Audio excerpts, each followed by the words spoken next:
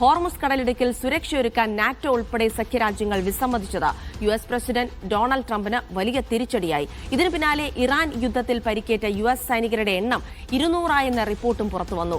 അതിനിടെ യുഎസിലെ 39% വോട്ടർമാരും ഇസ്രായേലിനെതിരാണെന്നാണ് NBC survey പറയുന്നത്. കൊല്ലപ്പെട്ടു എന്ന അഭ്യൂഹങ്ങൾക്കിടെ പുതിയ വീഡിയോ സന്ദേശവുമായി ഇസ്രായേൽ പ്രധാനമന്ത്രി ബെന്യാമിൻ നെതന്യാഹു രംഗത്തെത്തി. MCA നാസർ ഉണ്ട് പശ്ചിമേഷ്യയിലെ സംഘർഷങ്ങളുടെ വിശദാംശങ്ങൾ നൽകാനായി.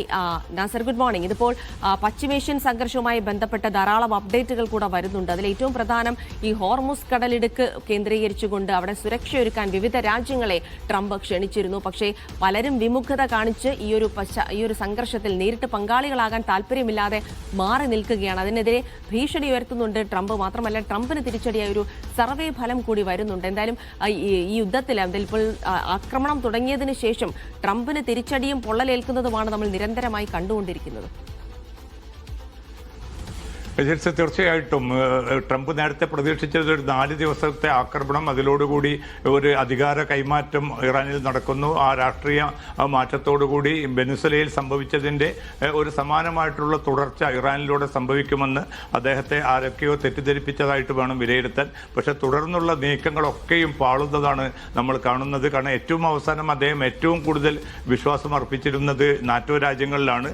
അവരോട് അദ്ദേഹം ആവശ്യപ്പെട്ടത്, നിങ്ങൾ യുദ്ധക്കപ്പലുകൾ അയച്ചു തരൂ, അങ്ങനെയാണെങ്കിൽ ഹോർമുസ് കടലിടുക്കിന്റെ ആധിപത്യം നമുക്ക് തിരിച്ചു പിടിക്കാൻ സാധിക്കും, മറ്റു കപ്പലുകൾക്ക് സുഗമമായി അതിലൂടെ സഞ്ചരിക്കാവുന്ന ഒരു സാഹചര്യം ഒരുക്കണം, ആ സുരക്ഷാ സൗകര്യം ഒരുക്കണമെന്ന ഒരു ആവശ്യം അദ്ദേഹം മുന്നോട്ട് വെച്ചെങ്കിലും എല്ലാ രാജ്യങ്ങളും, തുടക്കത്തിൽ തന്നെ ബ്രിട്ടൻ അതിനെ എതിർത്തു. തുടർന്ന് ജർമ്മനി ഉൾപ്പെടെയുള്ള പല രാജ്യങ്ങളും, ഇപ്പോൾ ജപ്പാൻ, സൗത്ത് കൊറിയ ഉൾപ്പെടെയുള്ള എല്ലാ രാജ്യങ്ങളും അതിശക്തമായിട്ടുള്ള ഒരു തീരുമാനം കൈക്കൊണ്ടിരിക്കുന്നു. അവർ പറയുന്നത് ഈ യുദ്ധം ഏതെങ്കിലും അർത്ഥത്തിൽ തങ്ങളുമായി ബന്ധപ്പെട്ട ഒന്നേ അല്ല, ഇത് കേവലം അമേരിക്കയുടെ താല്പര്യം മാത്രമാണ്, അതല്ലാതെ ഇറാനിൽ തങ്ങൾക്ക് യാതൊന്നും ചെയ്യാനില്ല. അതുകൊണ്ട് കൂടുതൽ സങ്കീർണമാക്കുന്ന ഒരു അവസ്ഥയിലേക്ക് പോകുന്നത് തങ്ങളുടെ താല്പര്യങ്ങളെ കൂടി, ഊർജ്ജ താല്പര്യങ്ങളെ വലിയ തോതിൽ ഇത് ഹനിക്കുന്നുണ്ട്. അതുകൊണ്ട് നയതന്ത്ര പ്രശ്നപരിഹാരം തന്നെ ഉണ്ടാകണം എന്നൊരു അഭ്യർത്ഥനയാണ് അദ്ദേഹത്തുമായി ചേർന്നിരിക്കുന്ന ഏറ്റവും സഖ്യരാജ്യങ്ങൾ പോലും മുന്നോട്ട് വെച്ചിരിക്കുന്നത്. ഇത് ഒരു കടുത്ത പ്രതിസന്ധിയിലേക്കാണ് ട്രംപിനെ കൊണ്ടെത്തിച്ചിരിക്കുന്നത്. അതോടൊപ്പം തന്നെ ആഭ്യന്തര സമ്മർദ്ദവും വലിയ തോതിൽ രൂപപ്പെടുകയാണ്. നേരത്തെ ഡെമോക്രാറ്റുകൾ മാത്രമായിരുന്നു ഈ യുദ്ധത്തിനെതിരെ രംഗത്ത് വന്നിരുന്നത്. ഇപ്പോൾ റിപ്പബ്ലിക്കൻ പ്രതിനിധികളും ചിലർ വിയോജിപ്പ് രേഖപ്പെടുത്തുകയാണ്. കാരണം ഈ യുദ്ധം ആർക്കു വേണ്ടിയാണ്, ഈ യുദ്ധത്തിന്റെ ലക്ഷ്യങ്ങൾ എന്താണ്, ആ ലക്ഷ്യം നേടുന്നതിൽ അമേരിക്ക വിജയിക്കുന്നുണ്ടോ, അതോ ഇസ്രായേലിന്റെ മാത്രം താല്പര്യങ്ങളാണോ ഈ യുദ്ധത്തിലേക്ക് ട്രംപിനെ നയിച്ചത് എന്നതുൾപ്പെടെയുള്ള ചോദ്യങ്ങൾ കൂടി വരുന്നുണ്ട്. അതെന്തായാലും ഈ ഹോർമുസ് കടലിടുക്കിലൂടെ ഈ കപ്പലുകൾക്ക് സുരക്ഷിത പാതയൊരുക്കുമെന്ന ആ നീക്കം പാടിയതോടുകൂടി ഇനി എന്താണ് അടുത്ത നീക്കം എന്നാണ് എല്ലാവരും ഉറ്റുനോക്കുന്നത്. കാരണം കാർഗ് ദ്വീപിന് നേരെ നേരത്തെ തന്നെ ആക്രമണം നടന്നിരുന്നു. പക്ഷെ അവിടുത്തെ എണ്ണ കേന്ദ്രങ്ങളെ പൂർണ്ണമായിട്ടും വിടുകയായിരുന്നു.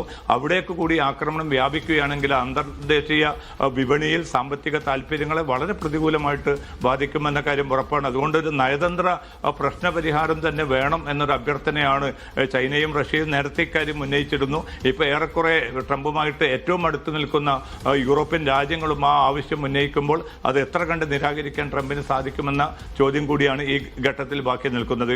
ജെൽസി, നാസർ, ഒരു കാര്യം കൂടി, ബെന്യാമിൻ നെതന്യാഹുവുമായി ബന്ധപ്പെട്ട അദ്ദേഹം മരിച്ചു എന്നുള്ള വ്യാപക പ്രചാരണങ്ങൾ സോഷ്യൽ മീഡിയ വഴി ഉണ്ടായിരുന്നു. ഇടയ്ക്കിടെ ചില വീഡിയോകളൊക്കെ ഇട്ടുകൊണ്ട് ഞാൻ മരിച്ചിട്ടില്ല എന്ന് പറഞ്ഞ് അദ്ദേഹം വീണ്ടും പ്രത്യക്ഷപ്പെടുന്നത് നമ്മൾ കണ്ടതാണ്. ഇന്നലെയും ഒരു വീഡിയോ പ്രത്യക്ഷപ്പെട്ടു.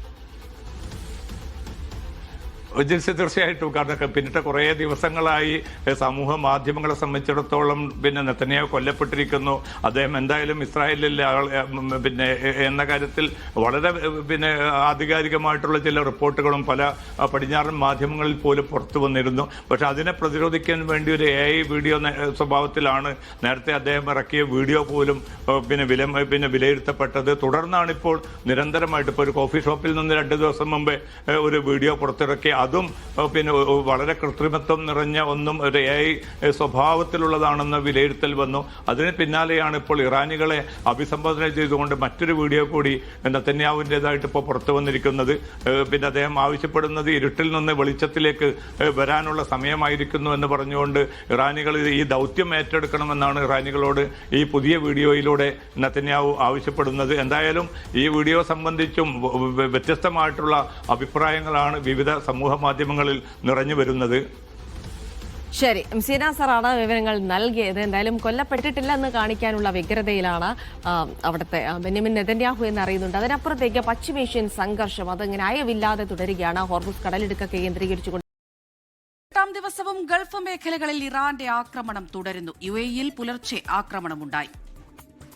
അബുദാബിയിലെ എണ്ണപ്പാടം ലക്ഷ്യമാക്കിയായിരുന്നു ആ ഡ്രോൺ ആക്രമണം എന്നറിയുന്നു. വ്യോമപാത താൽക്കാലികമായി അടച്ചതായി UAE general civil aviation authority അറിയിച്ചിട്ടുണ്ട്. സൗദിയിൽ വിവിധയിടങ്ങളിലായി 37 ഡ്രോണുകൾ പ്രതിരോധ സേന തകർത്തുവെന്നും അറിയുന്നു. മുഹമ്മദ് റഹീസ് വിവരങ്ങൾ നൽകാനായി ദുബായിൽ നിന്ന് ചേരുന്നുണ്ട്. റഹീസ്, നമുക്കറിയാം ഇത്രയും ദിവസങ്ങളായി അവിടെ പ്രത്യാക്രമണങ്ങൾ തുടർന്നുകൊണ്ടേയിരിക്കുകയാണ്. നിലവിൽ എന്താണ് സാഹചര്യം?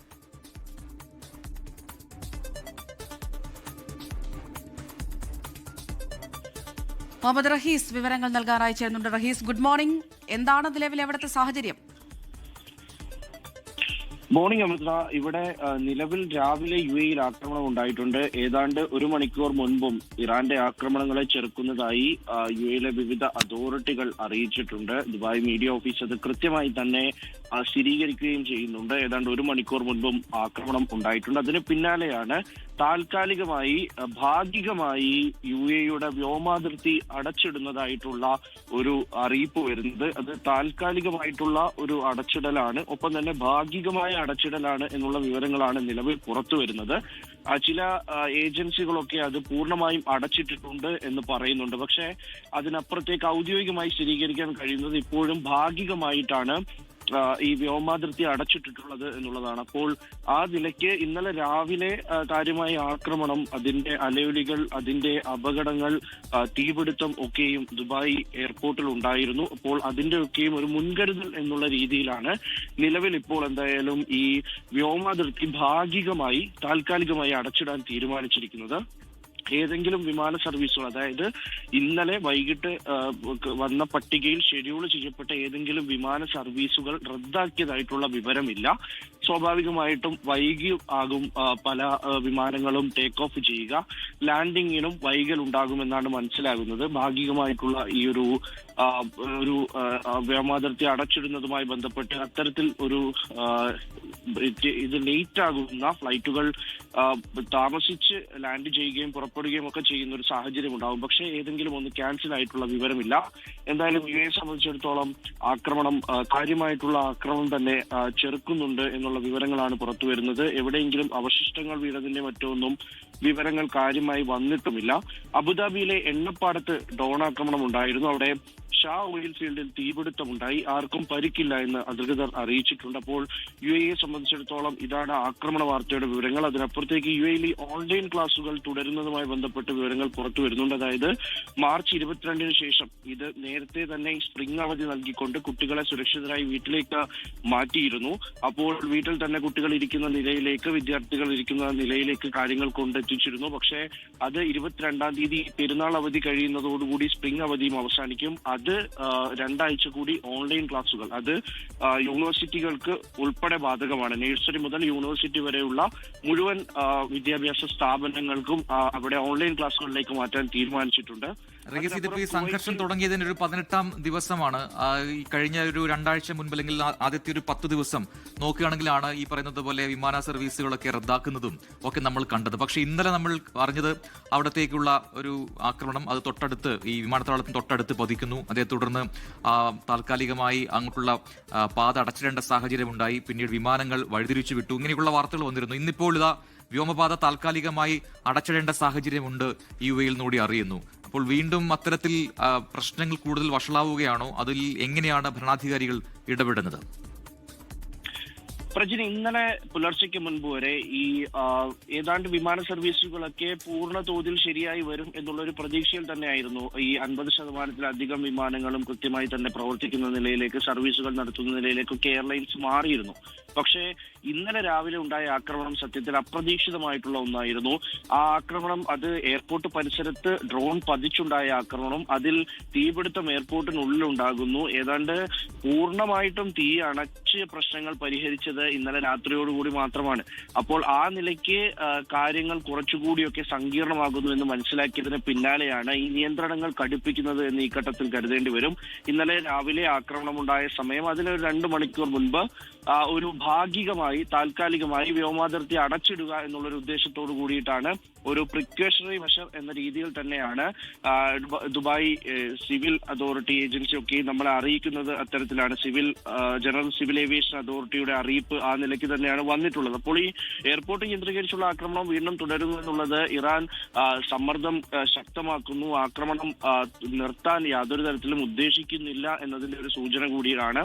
കാരണം എണ്ണപ്പാടങ്ങൾ കേന്ദ്രീകരിച്ച് ആക്രമണം ഉണ്ടാകുന്നു, ഒപ്പം തന്നെ ഈ ഇത്തരത്തിൽ പോർട്ടുകൾ കേന്ദ്രീകരിച്ച് ആക്രമണം ഉണ്ടാകുന്നു, എയർപോർട്ട് കേന്ദ്രീകരിച്ച് ആക്രമണം ഉണ്ടാകുന്നു. അത് ആദ്യം ഏതൊരു പാറ്റേണിലാണോ ഈ ഗൾഫ് രാജ്യങ്ങളിൽ ആദ്യം 3 ദിവസമൊക്കെ ആക്രമണം നടന്നത്, അതേ നിലയിലേക്ക് തന്നെ കാര്യങ്ങൾ വീണ്ടും മാറുകയാണ്. കാരണം ഈ ആക്രമണം ഉണ്ടായിരുന്നെങ്കിലും UAE ഉൾപ്പെടെയുള്ള രാജ്യങ്ങളിൽ അത് വലിയൊരു ആക്രമണം എന്ന നിലയിലേക്കൊന്നും കാര്യങ്ങൾ പോയിരുന്നില്ല. കഴിഞ്ഞ കുറച്ച് ദിവസങ്ങൾ, പ്രത്യേകിച്ച് കഴിഞ്ഞ ഒരാഴ്ച എടുത്തു കഴിഞ്ഞാൽ വലിയ ഒരു ആക്രമണം, അങ്ങനെ തീവ്രമായ ആക്രമണം ആ രീതിയിലേക്ക് പോയിരുന്നില്ല. പക്ഷേ ഇപ്പോൾ ഈ എയർപോർട്ടുകൾ കേന്ദ്രീകരിച്ച് ആക്രമണം ഉണ്ടാകുമ്പോൾ സ്വാഭാവികമായിട്ടും അത് ജനജീവിതത്തിനെ, ഒരു രാഷ്ട്രത്തിന്റെ പ്രവർത്തനത്തിനെ ഒക്കെയും കാര്യമായി ബാധിക്കുന്ന നിലയിലേക്ക് കൂടുതൽ ആശങ്ക ഈ വിഷയത്തിൽ ഈ ഗൾഫ് രാഷ്ട്രങ്ങൾക്ക് ഉണ്ടാകണം എന്ന് കരുതി കൂട്ടിയുള്ള ആക്രമണം എന്ന നിലയിലേക്ക് തന്നെ അതിനെ മനസ്സിലാക്കേണ്ടി വരും. എന്തായാലും സൗദിയും UAE അടക്കമുള്ള രാഷ്ട്രങ്ങളൊക്കെയും ഗൾഫ് രാജ്യങ്ങൾ ഓരോന്നും ഈ ആക്രമണം ഏറ്റവും പെട്ടെന്ന് നിർത്തണമെന്നും അതിൽ നയതന്ത്ര ഇടപെടലുകൾ ഉണ്ടാകണമെന്നും അടിക്കടി ആവശ്യപ്പെടുന്നുണ്ട്. പക്ഷേ അതൊരു ഡയലോഗിലേക്ക് എത്താൻ, അത് 2 രാഷ്ട്രങ്ങൾ തമ്മിലുള്ള ഒരു സംസാരത്തിനപ്പുറത്തേക്ക് ഒരു ഇടപെടൽ ഉണ്ടാക്കാൻ, അതിലൊരു മാറ്റം കൊണ്ടുവരാൻ, ഏതെങ്കിലും ഒരു നിലയ്ക്ക് ആദ്യ കരുനീക്കം ഉണ്ടാക്കാൻ അതിനൊന്നും കഴിയുന്നില്ല എന്നുള്ളത് വളരെ പ്രധാനം തന്നെയാണ്. അത് തന്നെയാകും ഇറാൻ ഉദ്ദേശിക്കുന്നതെന്നാകും ഈ ഘട്ടത്തിൽ മനസ്സിലാക്കുന്നതും. കാരണം ആ നിലയ്ക്ക് ഒരു പ്രഷർ വന്നാൽ മാത്രമേ ഏതെങ്കിലും തരത്തിൽ ഒരു താൽക്കാലിക സീസ്ഫയറിനോ താൽക്കാലിക വെടിനിർത്തലിനോ അല്ലെങ്കിൽ ഈ അമേരിക്കയുമായുള്ള ഏതെങ്കിലും തരത്തിലുള്ള ചർച്ചയ്ക്കോ അല്ലെങ്കിൽ ഒരു മധ്യസ്ഥ ചർച്ചയ്ക്കോ ഒക്കെ ഒരു സാധ്യത തെളിയുക അപ്പോൾ മാത്രമാകും. അതിനെ ഇറാനും ശ്രമിക്കുന്നുണ്ട് എന്ന് ഈ ആക്രമണങ്ങളിലൂടെ കരുതേണ്ടി വരും. തങ്ങൾക്ക് നേരെയുള്ള ആക്രമണങ്ങൾ പൂർണ്ണമായി നിർത്തിയാൽ മാത്രമേ തങ്ങൾ ഏതെങ്കിലും നിലയ്ക്ക് സംസാരിക്കാൻ തയ്യാറുള്ളൂ, ചർച്ചയ്ക്ക് തയ്യാറുള്ളൂ എന്ന് ഇറാൻ നേരത്തെ തന്നെ വ്യക്തമാക്കിയതാണ്. അപ്പോൾ അതിന് ഉള്ള ഒരു പ്രഷർ സ്വാഭാവികമായിട്ടും അമേരിക്കയുടെ മേൽ വലിയ സമ്മർദ്ദമുണ്ട്. ആ സമ്മർദ്ദം കുറെ കൂടി ശക്തമാക്കി ഒരു കടുത്ത നിലപാടിലേക്ക് ഗൾഫ് രാജ്യങ്ങൾ പോവുകയും അമേരിക്കയെ ഇൻസിസ്റ്റ് ചെയ്തുകൊണ്ട് ഒരു ചർച്ചയിലേക്ക് കാര്യങ്ങൾ കൊണ്ടെത്തിക്കുകയും ചെയ്യുക എന്നുള്ള ലക്ഷ്യമാണ് ഇറാന്റെ ഈ ആക്രമണത്തിലുള്ളത്. അതിനിടയിൽ ഈ കുവൈറ്റിൽ ഇന്നലെ 16 ഹിസ്ബുള്ള ഭീകരരെ പിടികൂടിയിട്ടുണ്ട്. അത്രയും ഭീകരരെ ഒരു ദിവസം പിടികൂടുന്നത്, ഈ ആക്രമണത്തിന് ശേഷം പിടികൂടുന്നത് ഇന്നലെയാണ്. അപ്പോൾ അങ്ങനെ കുവൈറ്റിൽ 16 ഹിസ്ബുള്ള ഭീകരരെ കൂടി പിടികൂടിയിരിക്കുന്നു. ആ നിലയിൽ മറ്റ് ബഹ്റൈൻ ഉൾപ്പെടെയുള്ള സ്ഥലങ്ങളിൽ എന്തായാലും ആക്രമണത്തിന്റെ വിവരങ്ങൾ രാവിലെ പുറത്തു വരുന്നില്ല. കുവൈറ്റിലോ ഖത്തറിലോ ഒന്നും അങ്ങനെ ആക്രമണം ഉണ്ടായതായിട്ടുള്ള വിവരം പുറത്തു വരുന്നില്ല. ഇന്നലെ തടുത്തിട്ട ഡ്രോണുകൾ, ചെറുത്ത ഡ്രോണുകൾ, ഇതിന്റെയൊക്കെയും കണക്കെടുത്താലും കാര്യമായ ആക്രമണം ഈ മറ്റ് സ്ഥലങ്ങളിൽ ഉണ്ടായിട്ടില്ല എന്ന് പറയേണ്ടി വരും. അങ്ങനെ നോക്കുകയാണെങ്കിൽ UAE-യിലും സൗദിയിലുമാണ് കഴിഞ്ഞ 2 ദിവസമായി കാര്യമായുള്ള ആക്രമണങ്ങൾ ഉണ്ടാവുകയും അത് ഏതെങ്കിലും നിലയ്ക്കുമൊക്കെ രാജ്യങ്ങളെ ബാധിക്കുകയും ചെയ്യുന്നത്. എന്തായാലും ഒരു മധ്യസ്ഥ ചർച്ചയിലേക്ക് ഏതെങ്കിലും തരത്തിൽ ഈ 2 ദിവസത്തെ ആക്രമണം കടക്കുമോ എന്നുള്ളത് വളരെ പ്രധാനമായി.